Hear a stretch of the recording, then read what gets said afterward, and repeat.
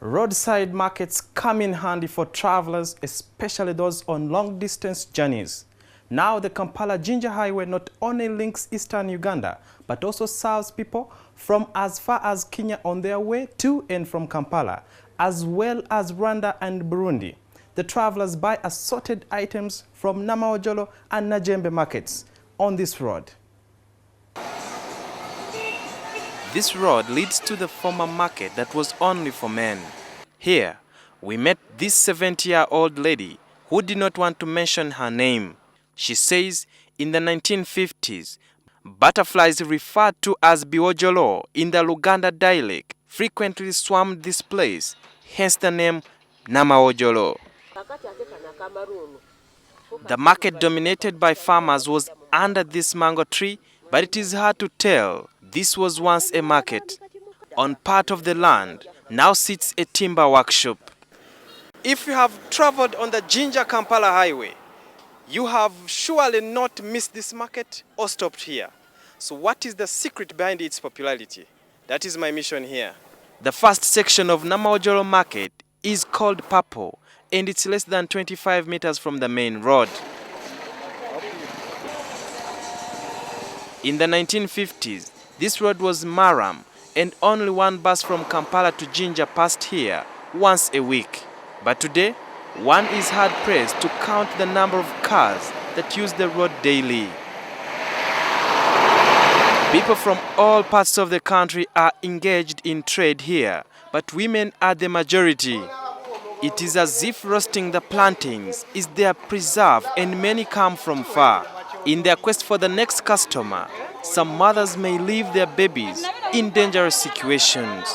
Those who roast hand over the ready plantains to others who sell them to motorists. Many, however, complain that the rent here is too high at 15,000 a month. How can a vendor and I employ a parent for the same place? These women try their best to save and maximize profits, so much that even when a plantain falls, it is not rubbish. For their part, the men seem to control the sale of roast chicken. Hygiene is strictly observed.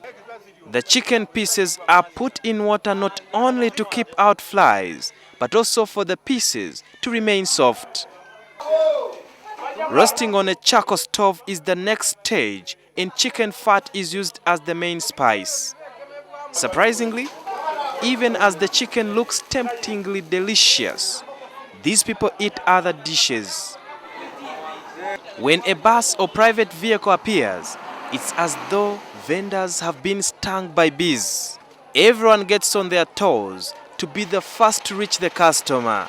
Buses attract more vendors, but woe unto you if you are short. For the toll will put their wares above your head and you lose out. The other section of the market is called Super, and vendors here wear blue.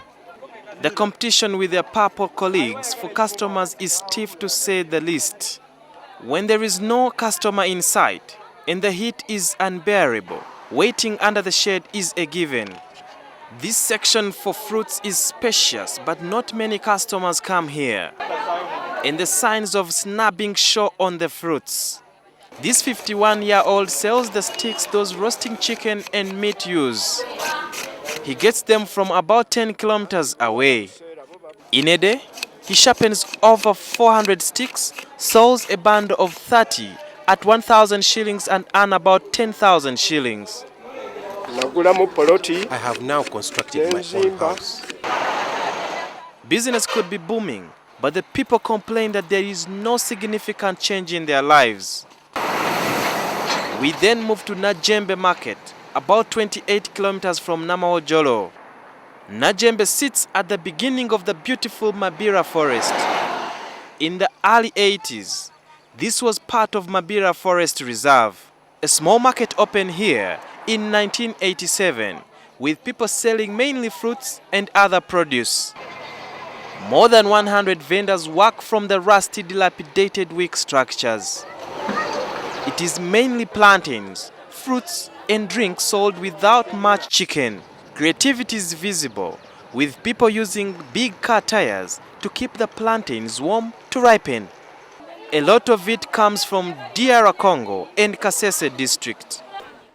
The plantain, commonly known as gonja, is really tasty.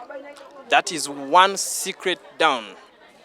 Like in Namawojjolo, women sell the plantains in the searing heat all day, and the old do not stay home.